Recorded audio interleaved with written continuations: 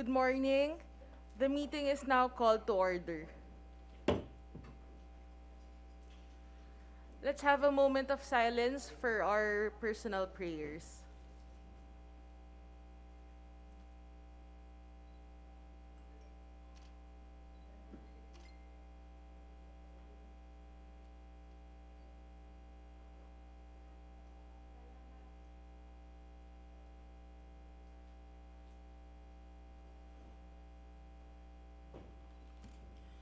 We now proceed with the roll call of members. Any motion from our members? Madam Chair, I move to dispense with the calling of the roll. The motion being duly seconded and there being no objection, the motion to dispense with the calling of the roll is carried. Thank you, dear colleagues. The next part of our agenda is the reading of the minutes of our organizational meeting held on 17 August 2022. Madam Chair, may I respectfully move that we dispense with the reading of the agenda of the previous meeting of this committee. Minutes of meeting of the previous committee meeting. Thank you. Do I hear a second? It has been moved and seconded, and that there being no objection, the motion to dispense the reading of the minutes of meeting on August 17, 2022 is dispensed with, and the same is approved. Committee Secretary, please acknowledge the members in attendance in person and through Zoom video conference. Good morning, Madam Chair. For today's meeting, we are joined by our Vice Chairperson, Rep. John Tracy F. Cagas, our member, Kong Peter B. Miguel, and Rep. J.C. Abalos, and Rep. Dimzar Sally, and Rep. Muhammad Tong P. Paglas. Also, we are joined through Zoom by Rep. Muhammad B. Paglas Sr., Rep. Antonieta at Tatad R. Udela, Rep. Maria Alana Samantha Santos, Rep. Bambi B. Emano, Rep. Steve Solon.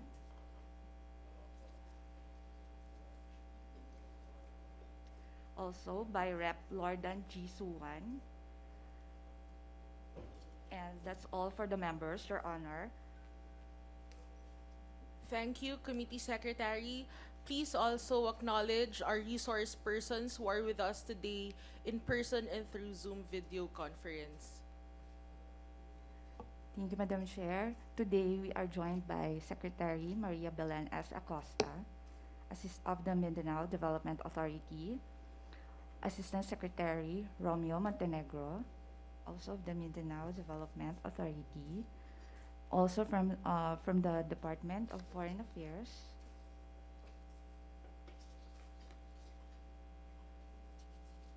Mr. Antonio Emmanuel R. Miranda, the officer in charge of the Visa Division of the Department of Foreign Affairs, Mr. Reynaldo Acosta, Executive Assistant of the Mindanao Development Authority, Director Dylan Christine Miranda Pastrana of the Office of the Consular Affairs of the Department of Foreign Affairs, Attorney Christine Dinar C. Season, Special Assistant of the DFA, Office of the Undersecretary for Multilateral Affairs and International Economic Relations, Assistant Director Jose Carlo G. Morales of the ASEAN Affairs of the Department of Foreign Affairs, Director Lorenza Arlene R. Gonzalez Macaisa of the ASEAN Affairs of the Department of Foreign Affairs. Thank you, Madam Chair. Madam Chair, may we also acknowledge the presence of Rep. Joel Sakdalan, who's here with us today, ma'am. Thank you. Thank you, Committee Secretary. Let's now proceed to the deliberation of House Resolution number 343, authored by Representative Princess Rihan M. Sakaluran, chairperson of this committee. May we hear from our sponsor? Yes, Representative Cagas, you are recognized.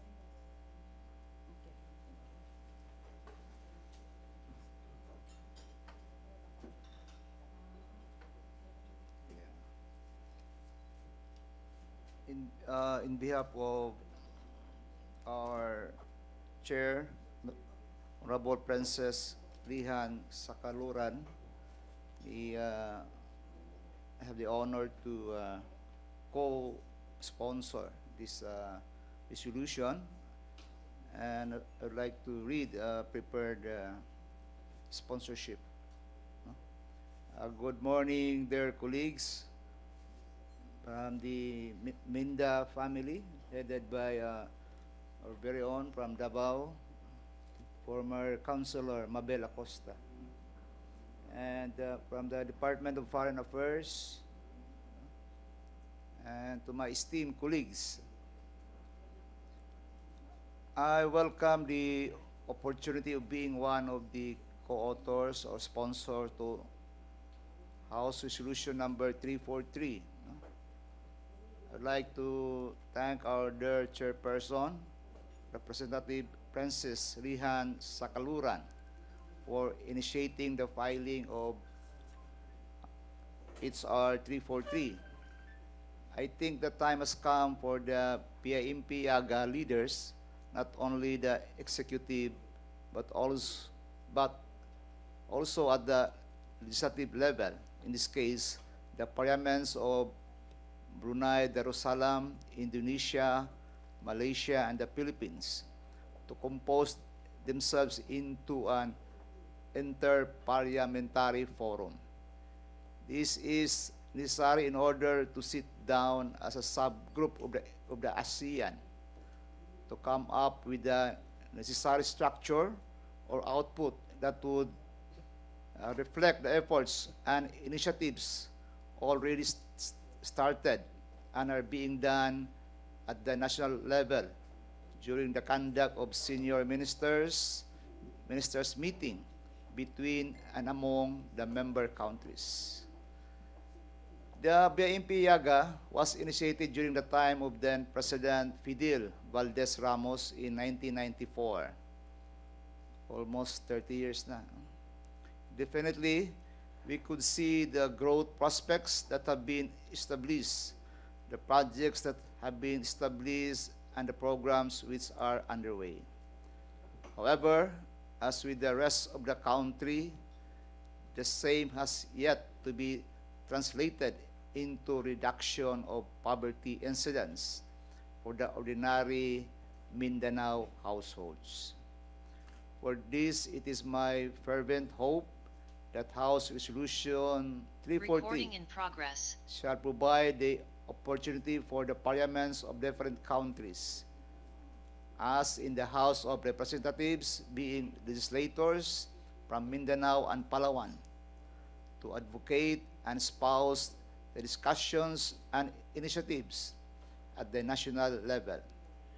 We need bills be passed into laws that would keep the engine of growth for the Philippine BIMP-EAGA focus areas running until it finally propels it to its much deserved prosperity.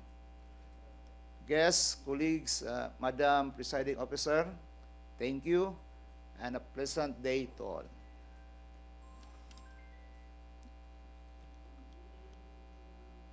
Madam Chair, I move the passage of resolution number 343. I so move, Madam Chair.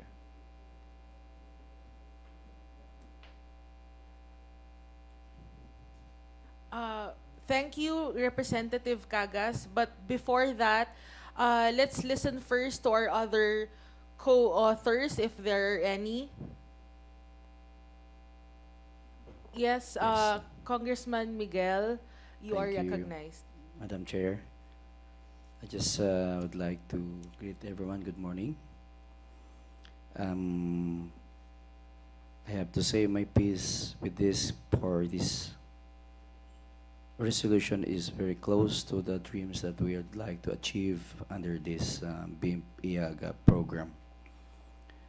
As co-author, I express my strong support and for its approval, and I wish the committee to do as well.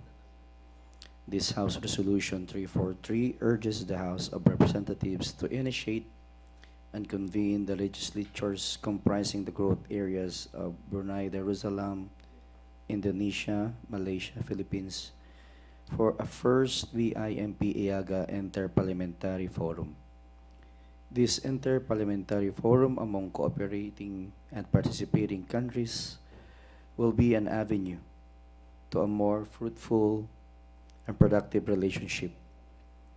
This forum will be a platform of multilateral discussions to achieve common goals in generating a balanced and inclusive growth, contributing to regional economic integration into the Asian Economic Community, boosting trade, tourism, investment, among others. This is an essential step for our country as well as we define our country's economic agenda and create an enabling environment for cross-border investments and form cross-border programs and projects. Given the importance of this resolution, this humble representation reiterate with my fellow co-authors the support of the committee and its immediate approval of this said resolution. Thank you. Thank you, Congressman Miguel. Are there any other co-authors? Yes, Congressman Adyong. Thank you, Madam Chair. A'udhu billahi minash shaitanir rajim. Bismillahirrahmanirrahim. Assalamu alaikum wa rahmatullahi ta'ala wa barakatuh. Madam Chair and dear colleagues, good morning also to our governing partners from the MINDA and the DFA. Madam Chair, I express my full support to the call of Representative Princess Rihan Sakaluran for the first BIMP-EAGA Interparliamentary Forum. With the present administration's vision of boosting a green manufacturing industry and sustainable tourism for our country, it is but time for us to create this forum to prepare, collaborate, and strengthen our legislative development initiatives and strategies in developing the economic path of the BIMP-EAGA member countries. It is time for us to take action in implementing the BIMP-EAGA Vision 2025 for a resilient, inclusive, sustainable, and economically competitive BIMP-EAGA in our common goal of narrowing down development gaps. And since, Madam Chair, since legislation goes hand in hand with the experience of man, this would also provide a vehicle to explore other areas of collaboration and cooperation based on the ever-changing realities on the ground. I am confident that with the present legislators who are members of the BIMP-EAGA growth areas, we will be able to solidify our efforts in realizing Vision 2024 for the continued development of Mindanao.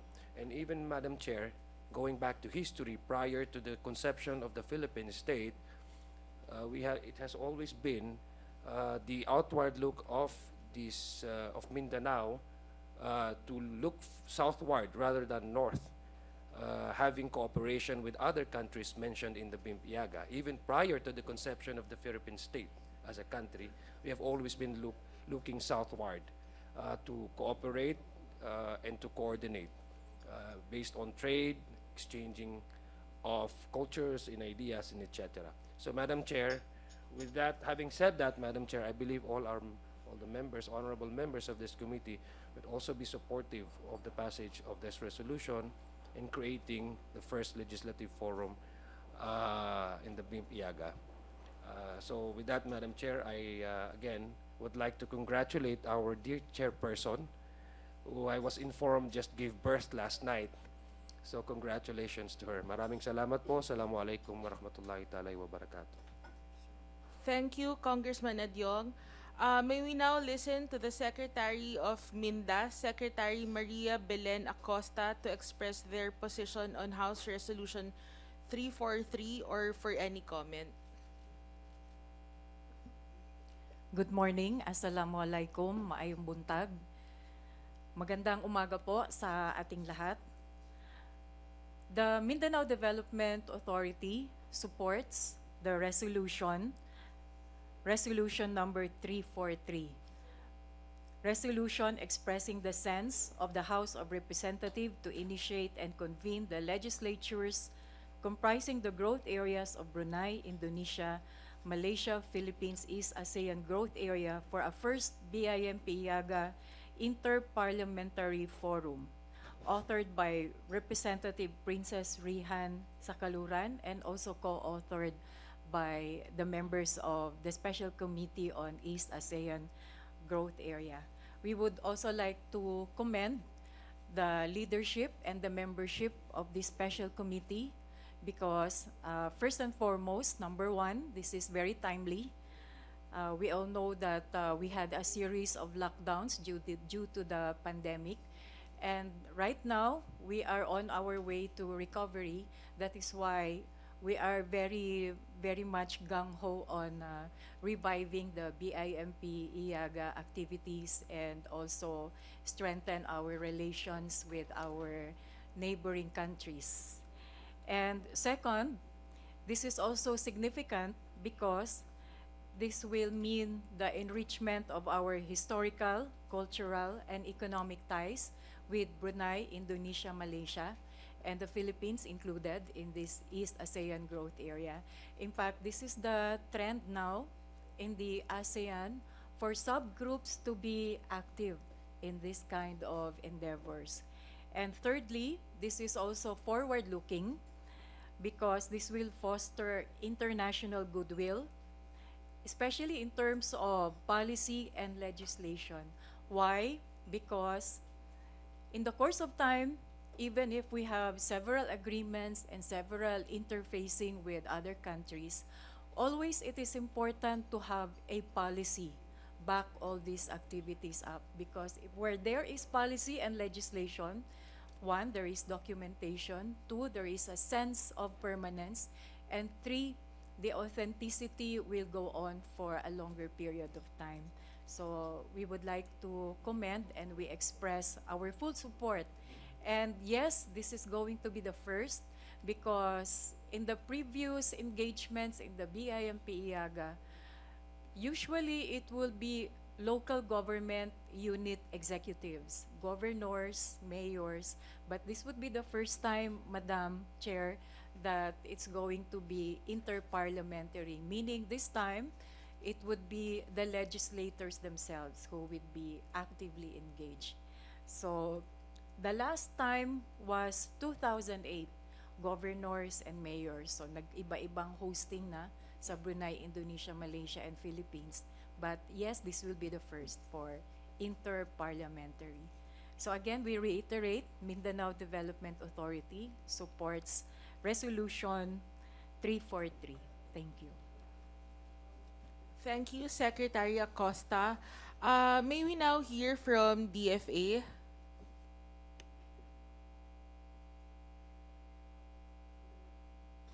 Good morning, Madam Chair. Magandang umaga po sa inyong lahat. The Department of Foreign Affairs supports the House Resolution 343. I was a very junior officer when BIMP-EAGA started in 1994, and we welcome definitely the progress that is being made in BIMP-EAGA. The lockdowns, as the Secretary mentioned, has put back a bit our economic recovery. But with House Resolution number 343, we welcome the legislators' inputs, and we welcome your active participation, engagement with the BIMP-EAGA. The Department of Foreign Affairs will assist you and facilitate the parliamentary forum when it does happen in the Philippines. We thank you again, and we support House Bill number 343. Thank you, Madam Chair.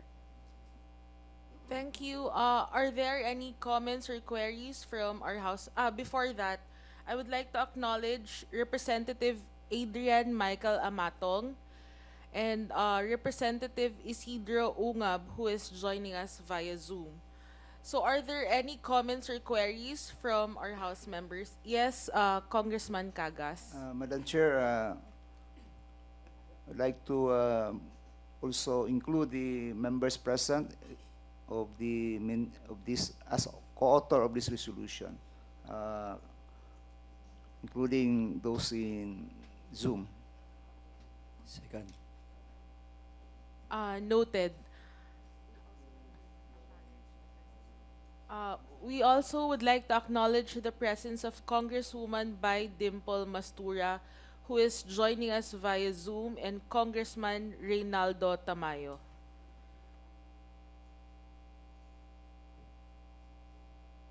Are there any other comments? Madam Chairman, this is Steve Solon from Sarangani. I'd just like to manifest my presence as one of the co-authors also. Yes, Congressman Solon, you are recognized. Thank you, ma'am. No, I simply wanted to make my voice out my presence as one of the co-authors, ma'am. Yes, noted, Congressman Solon. Thank you, Madam Chair.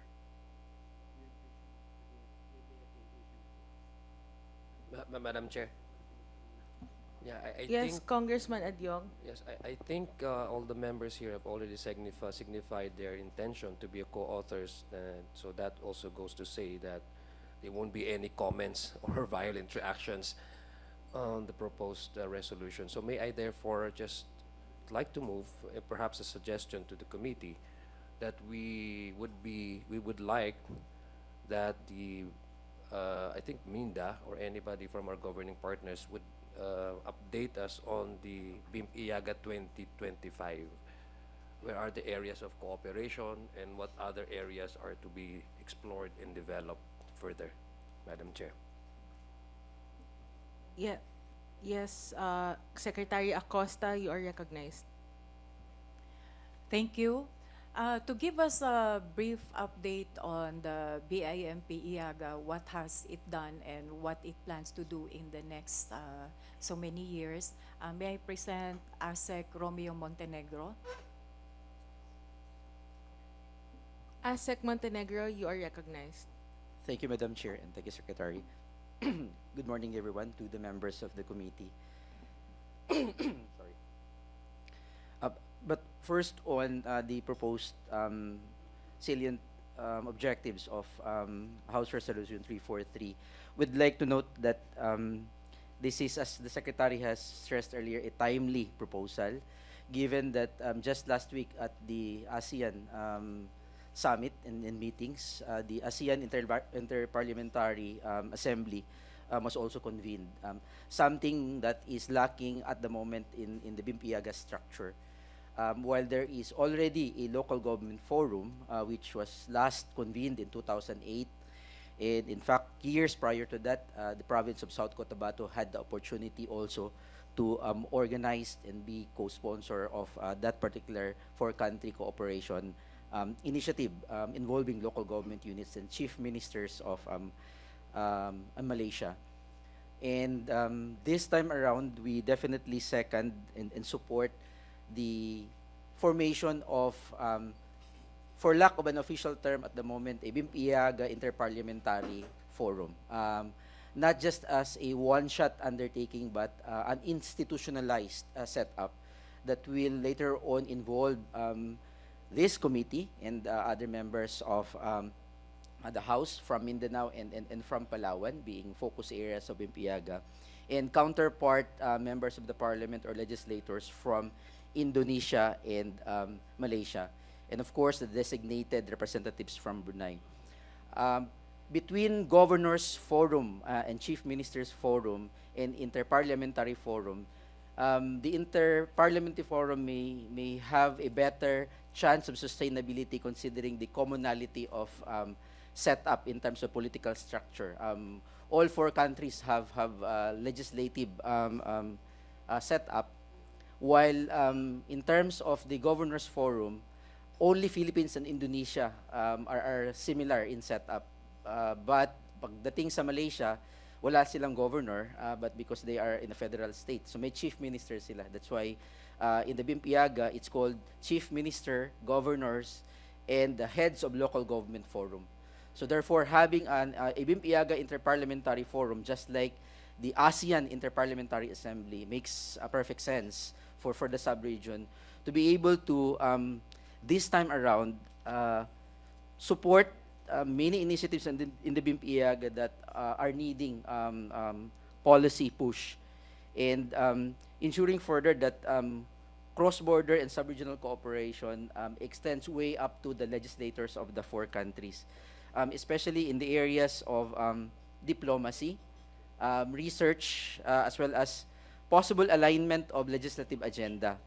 In the BAMP-EAGA, particularly, Madam Chair, on the BIMP-EAGA Vision 2025, what we have always endeavored to put forward is to make sure that our strategies in Mindanao are aligned with the strategies as well of our neighbors. Meaning to say, if Indonesia's provinces of North-South Sulawesi, for instance, are pretty much infusing support and funding for expansion of their ports of Bitong, or if Kota Kinabalu has invested so much in terms of their infrastructure, the same direction should also be pursued in Mindanao and Palawan to keep us at par with the rate of their progress and development and the rate of the improvement of their infrastructure. That's the kind of alignment that we have put forward.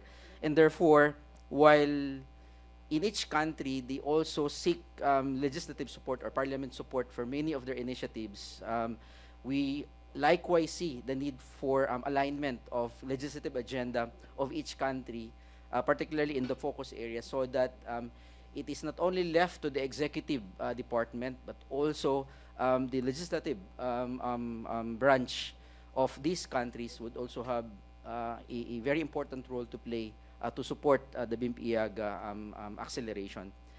And for the BIMP-EAGA Vision 2025, which is currently the existing document that sets a number of strategies, measurable and being monitored, sets of programs and projects way up to 2025, provides the basis for us to do the necessary collaboration across the border in terms of investments, in terms of projects, and in terms of people-to-people exchange.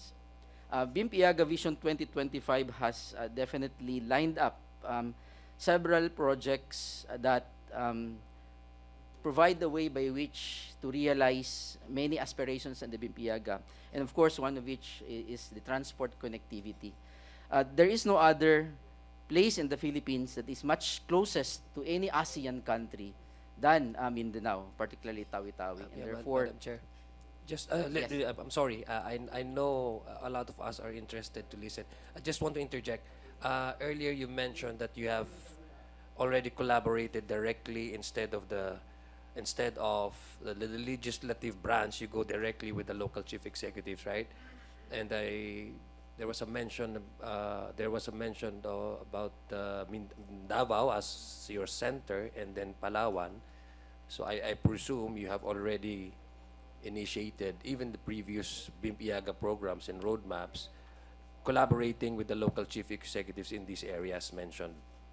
I'd just like to know, since you, in your presentation, you mentioned the closest to Brunei, Malaysia, and is Tawi-Tawi, which is part of the BARMM, and then BARMM.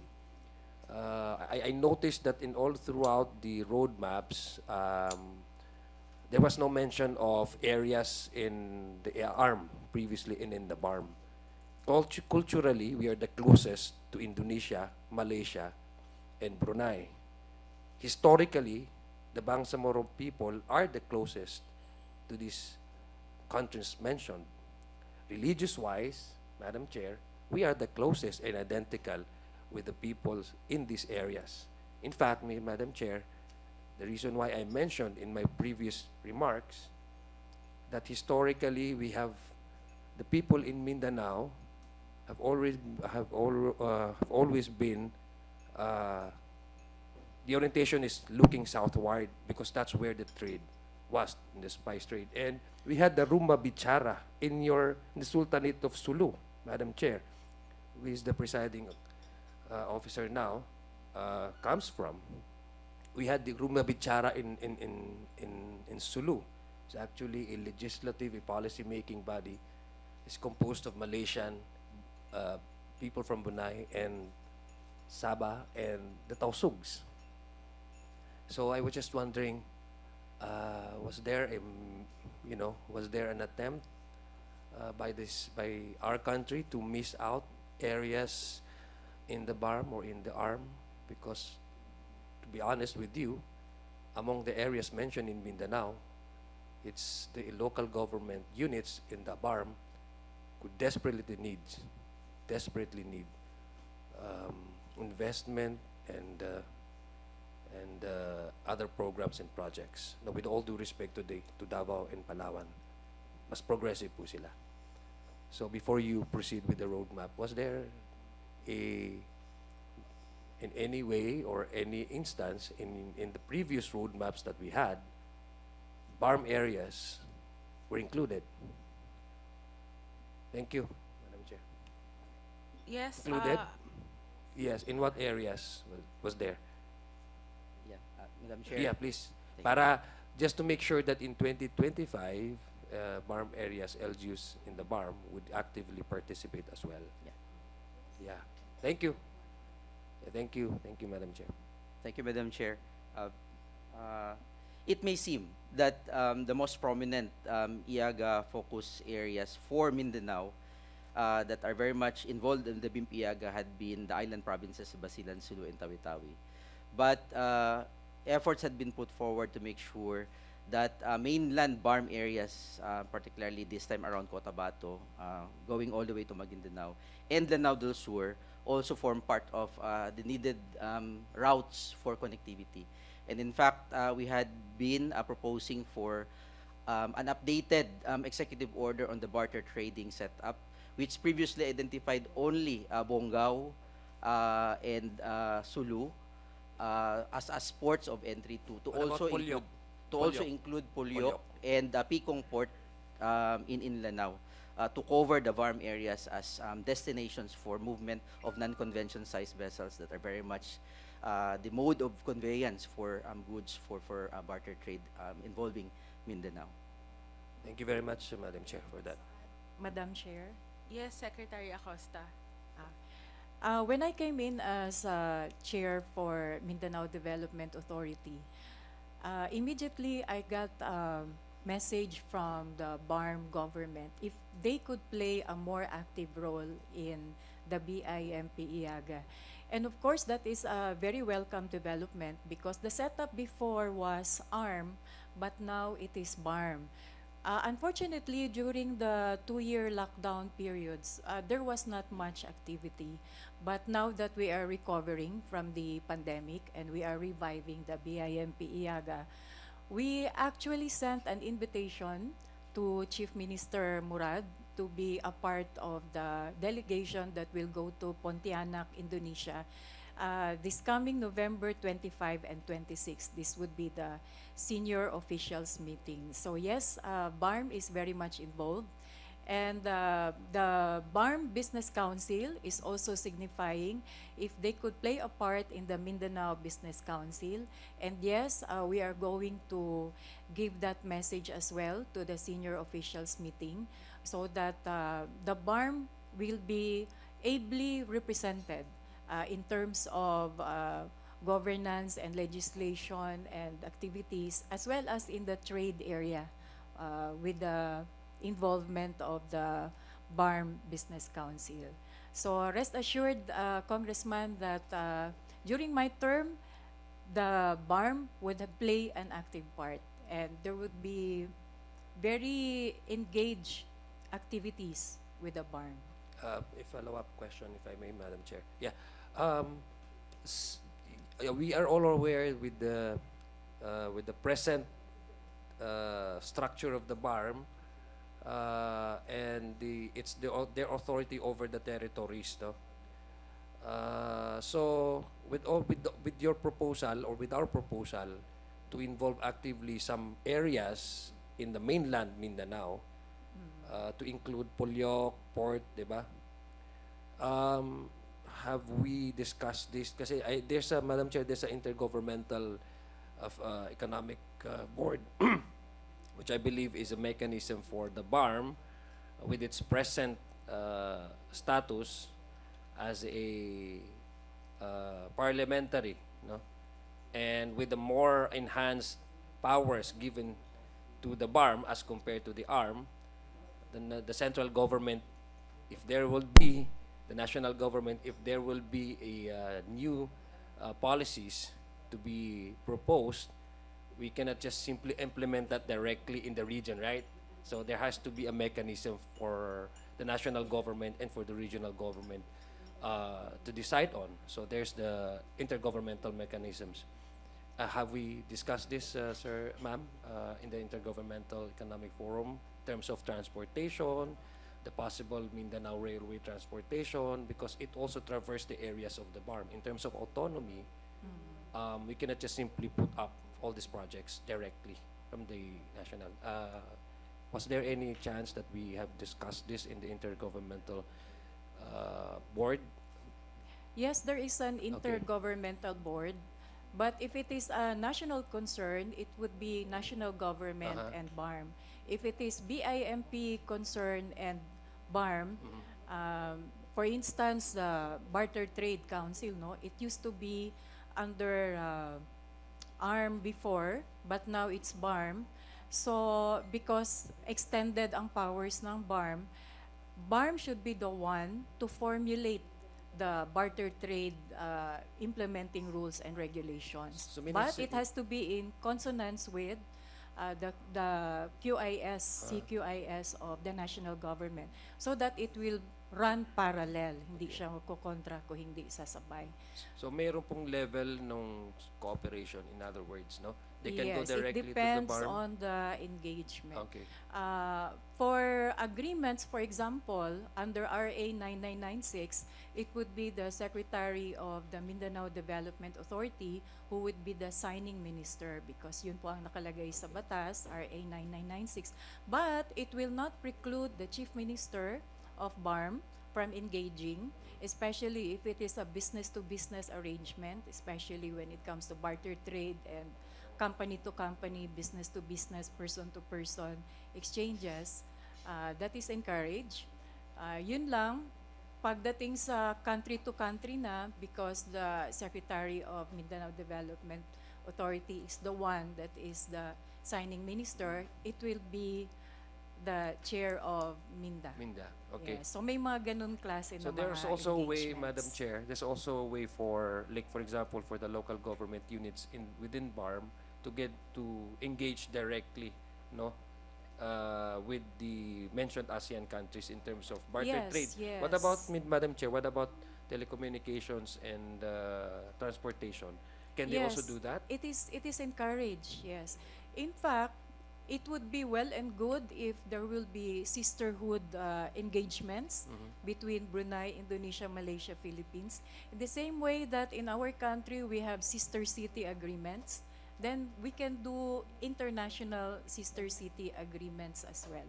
But this is, everything should be supervised by MINDA, right? Am I correct, By Madam Chair? DFA By as DFA well, and DFA yes, as well. because we do not want to go beyond Okay. what is in our jurisdiction. So if it is a national concern already, and then it will be international na engagement, then the DFA would step in. Yes, thank you very much for that, Chair, Secretary Acosta. Kasi mayroon pong ongoing na, I think, nag-open up sila sa Polyok Port, no? I'm sure Secretary Acosta is aware of that. Nag-open up po yung barter trading not only in Zamboanga, but even in Parang, Maguindanao. Yes, kasi nag-open na po sila Mindanao ng- naman talaga. Yes. So everybody But in they, I Mindanao think should be the engaged. agreement really is, the collaboration is they go directly with the, sa barter trade, no? Sa Polyok, ASEC, no? Parang But- pinopen nilang Polyok, Oo. they go directly. So just want to, pardon my ignorance, kasi I just want to know the dynamics, no? How can we reconcile the MINDA being a national agency and then the regional government going directly? So just want to, pardon my ignorance, I just want to know how can they fit to the Vision 2025? Would that be Yes. complementary? Would that, would that be more problematic in terms of policy, in terms of the agreements between MINDA being the representative of our country with the ASEAN member states, Madam Yes, Chair? the Mindanao Development Authority welcomes the Okay. interest of the good congressman, and we are also offering you a briefing if it is necessary to your office at a convenient time, Okay. so that we also need to bring on board the congressmen of Mindanao, so that BIMP-EAGA gets support from the executive, from the legislative, from the private sector, because we have to do this as a team. Hindi pwedeng silo tayo, each working alone, no? But we want to work together towards a common vision. So please let us know, Congressman, when you are available. Yeah, thank and you. we would be glad to give you a briefing about Thank you. BIMP-EAGA. Thank you for that. Dagang salamat, Salamat Sec. po. Acosta. Shukran. Thank you, Madam Chair. Thank you. We would like to acknowledge the presence of Vice Chairman Congressman Jose Alvarez, Congressman Loreto Acharon, Congressman Mohammad Khalid Dimaporo, and Congresswoman Laarni Lavin Roque. May we now call on Congressman Bambi Emano for his comment.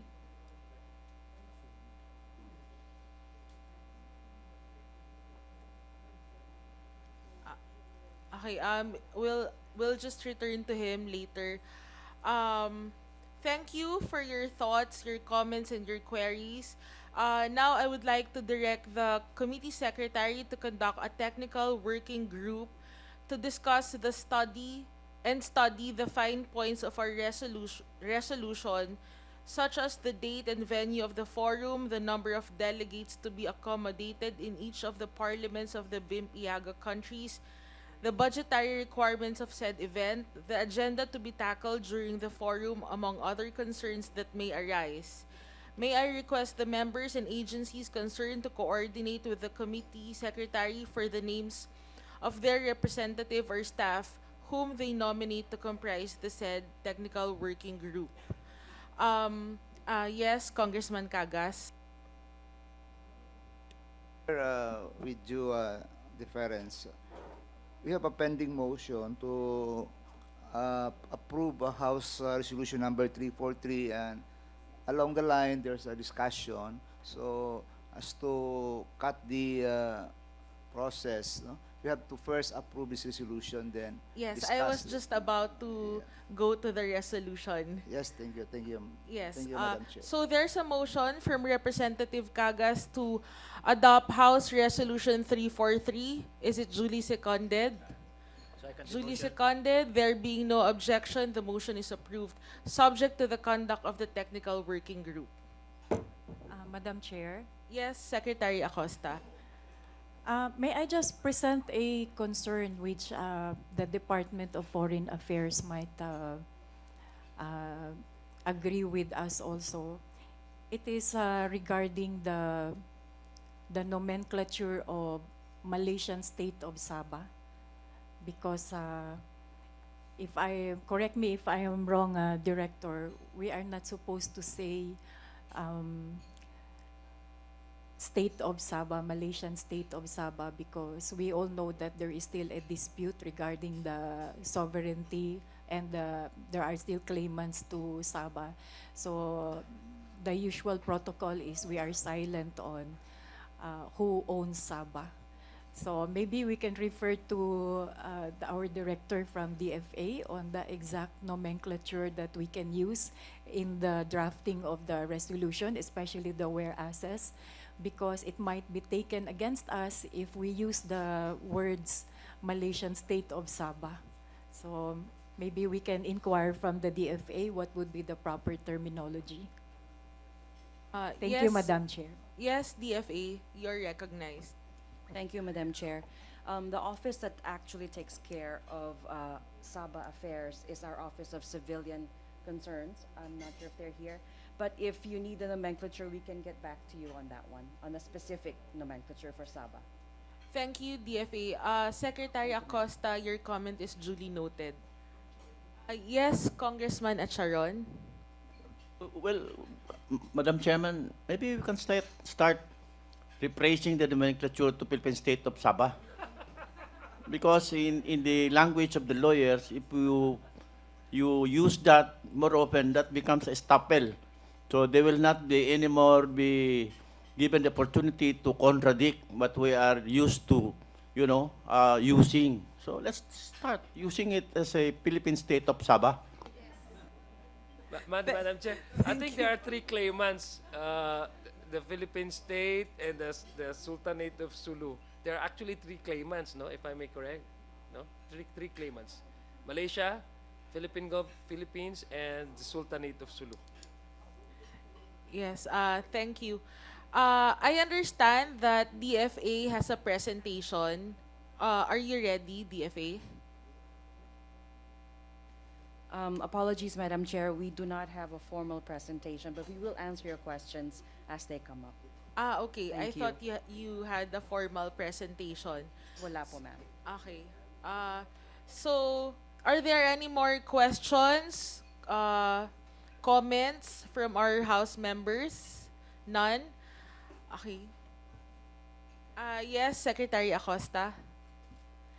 May I forward the information, Madam Chair, that since there's going to be a senior officials meeting this coming November 25 and 26, already we will send the message through a resolution coming from MINDA regarding this recent development, that there is this resolution 343, which hopes to have the first inter-parliamentary forum.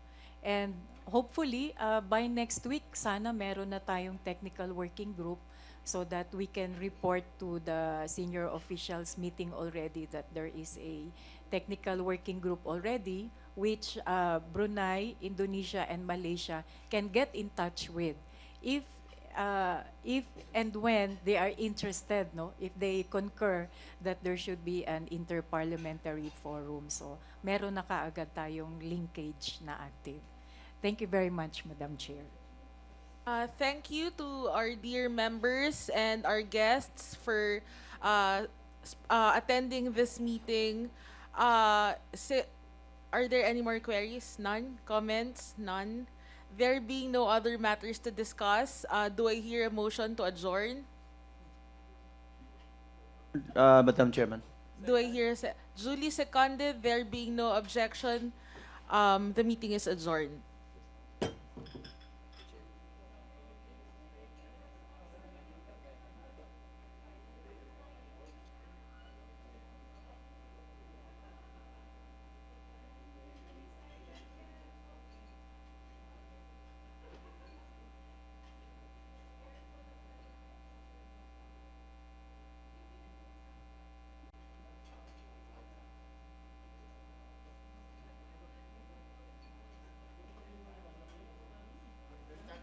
Sakto na mo, Secretary. Don't mention anything about Sabah. You look at your Philippine Constitution, it still states there that Sabah belongs to us. So, ayaw Sabah. Okay na na. So, I hope that is the presentation of the FA. Ayaw Sabah. Okay.